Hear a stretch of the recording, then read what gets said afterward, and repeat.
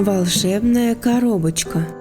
Давным-давно в одном городе на базарной площади каждый день появлялся слепой нищий и кричал заунывным голосом: «Пусть каждый подаст мне милостыню и ударит по лицу. Прошу каждого дать мне милостыню и пощечину. Сейчас я расскажу историю, как жадность к богатству ослепила мои глаза, и я перестал видеть белый свет». И слепой рассказал такую историю. «Меня зовут Абдулла, и родом я из Багдада.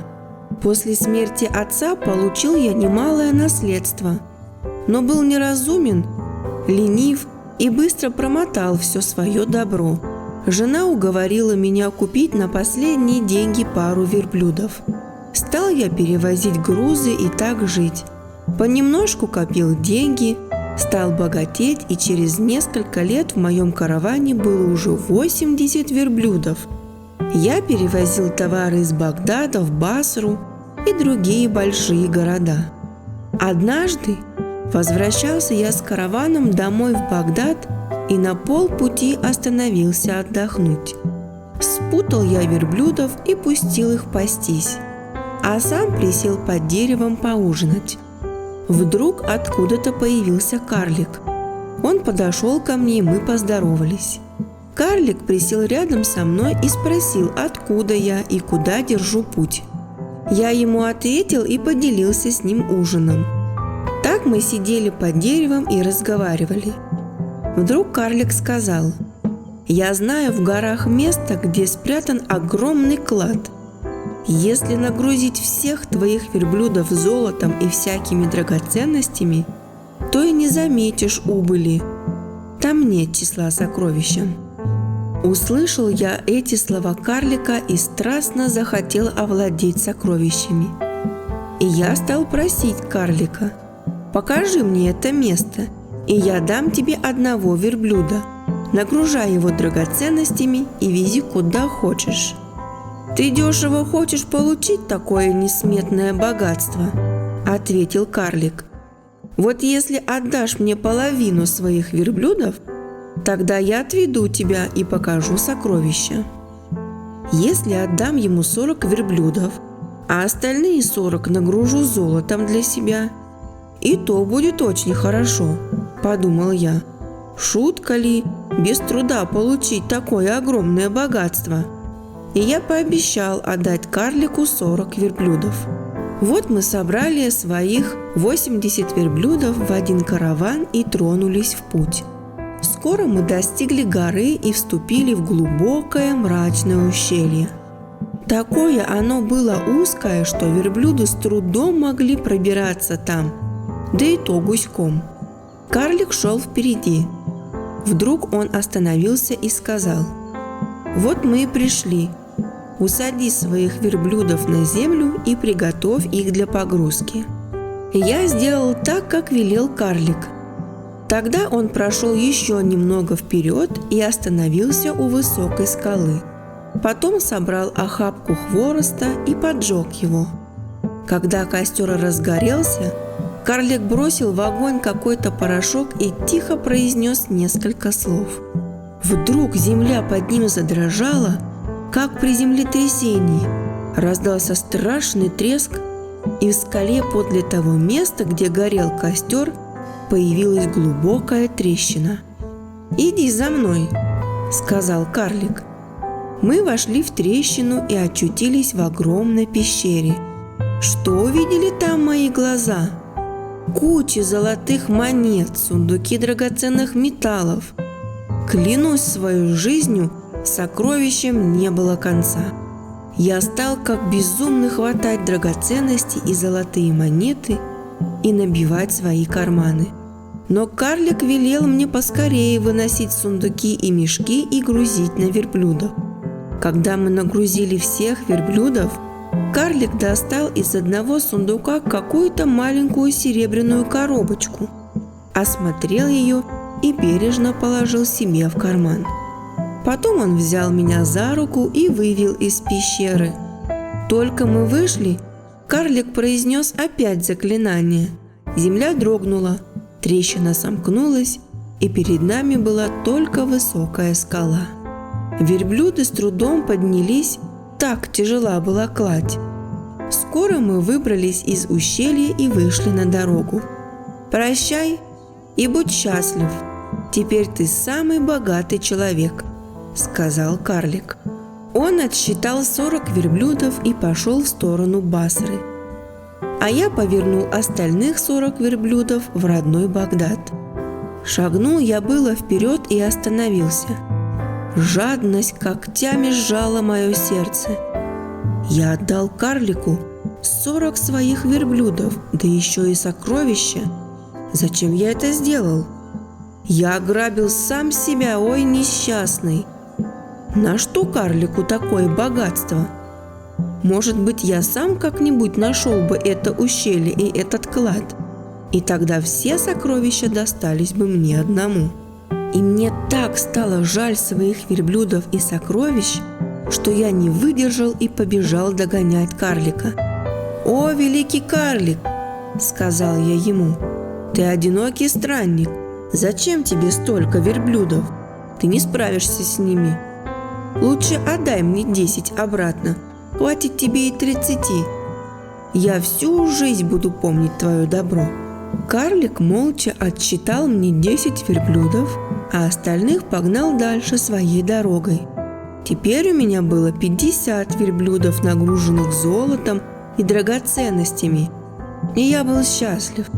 Но не успел пройти и 15 шагов, как жадность снова стала терзать меня. Почему я не попросил у него сразу 20 или 30 верблюдов? Может быть, он и уступил бы мне их? Зачем ему эти богатства? И я снова пустился бежать за карликом, догнал его и сказал: «Ведь ты не забыл, что эти верблюды мои?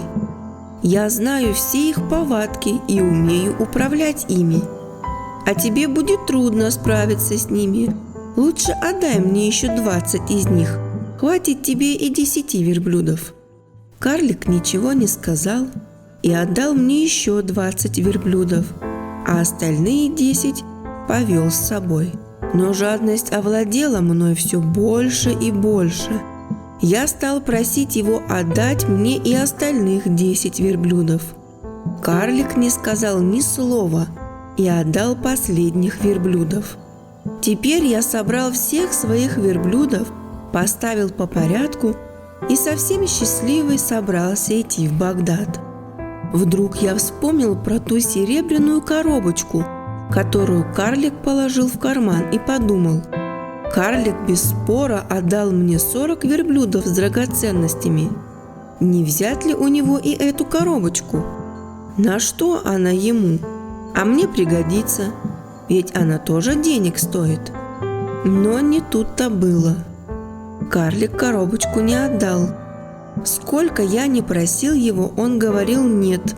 И все тут. Мне все больше и больше хотелось заполучить эту коробочку, а карлик уже не слушал меня, молча повернулся и пошел своей дорогой. Тут я подумал: глупец я! Неспроста карлик отдал 40 верблюдов с драгоценностями. Он взял себе самое дорогое – эту коробочку. Должно быть, в ней скрыты все сокровища мира. У меня от жадности помутился разум. Я бросился за карликом, схватил его и пригрозил: «Отдай коробочку, карлик, не то возьму ее силой». Карлик увидел, что я могу убить его. Подал мне серебряную коробочку и хотел уйти, но я не отпустил его и спросил: «Скажи, что же скрыто в этой коробочке? Чем она дорога?» «В этой коробочке заключено драгоценное вещество. Если уметь им пользоваться, то будешь видеть все клады», – ответил карлик. Тогда я стал просить карлика показать мне, как нужно пользоваться тем веществом. Карлик долго молчал, а я требовал и грозил. Наконец он открыл коробочку, погрузил в нее 2 своих пальца, быстро вынул их, что-то прошептал и провел ими по моему правому веку. И вдруг горы вокруг как-то раскрылись передо мной, и я увидел, где лежит золото, где серебро, где алмазы и разные драгоценности. Теперь я мог собрать все богатства мира, но и этого было мало. «Намажь мне и левое веко», – приказал я карлику. «Нельзя», – сказал он мне, – «ты ослепнешь навсегда, если еще раз намажешь глаз этим веществом». Но я не поверил карлику, я подумал, что он обманывает меня, хочет скрыть от меня что-то очень-очень важное. «Если ты не сделаешь этого, я убью тебя», – закричал я в ярости. «Хорошо, я исполню твою просьбу, но за то, что случится после этого, ты будешь расплачиваться сам», – ответил карлик и прикоснулся волшебным веществом к моему левому глазу. Только он сделал это, как вдруг все вокруг погрузилось в непроглядную тьму. Я ослеп.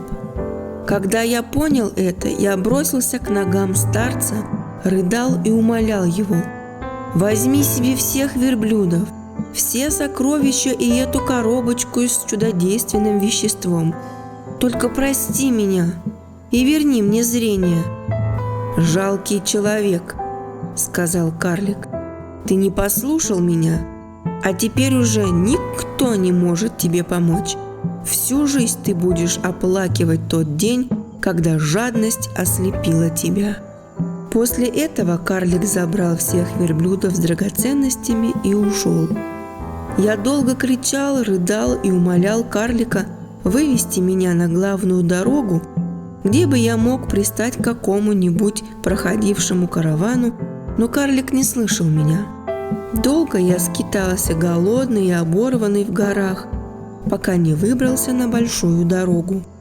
Потом мне удалось примкнуть к проходившему каравану, и я слепой и нищий с тех пор брожу по свету и прошу милостыню. И я дал клятву себе вместе с милостыней просить и пощечину в наказание за мою жадность. Аудиорассказы от Эдемы Элай.